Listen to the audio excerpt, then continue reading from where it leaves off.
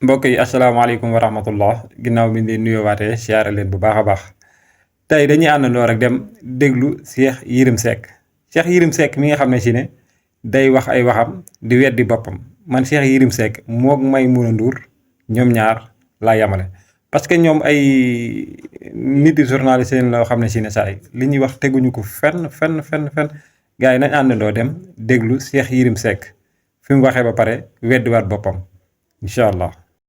am lu Diomaye amul. Et ça il faut le dire c'est-à-dire. ku nekk da nga am ay force ak ay faiblesse. C'est ça. waaw. Sonko dafa am charisme te Diomaye amul charisme yàlla moo koy joxe kooku maatayu yàlla la. yaa ngi dégg Sonko dafa am daraja. tu comprends Diomaye am cër. xam nga cër ak daraja duñ benn.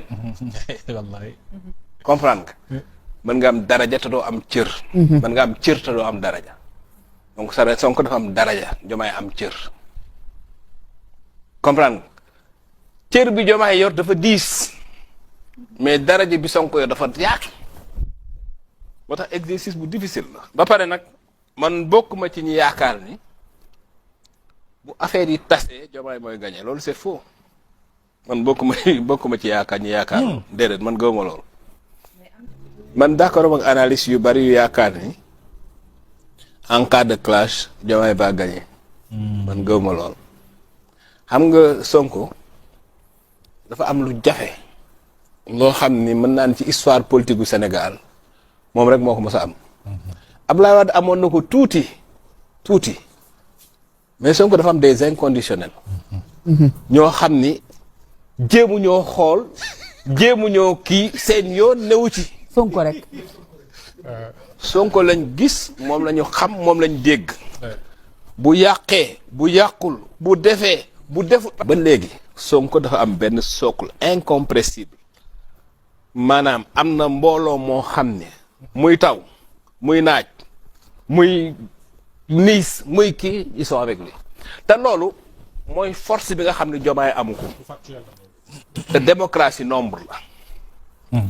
moo tax exercice bu difficile moo nekk ci kanam Diomaye Faye. man su ma doon mooma damay négocier ak Ousmane Sonko.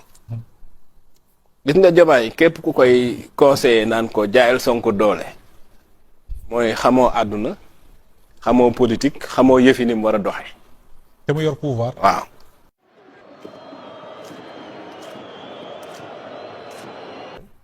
Diomaye mën naa forcer ah. contexte yi bokkul. mën naa forcer bu forcer day jàll mais est-ce que jar na ko parce que après li ciy xew lépp est-ce que jar na ko man dama jàpp ni jaru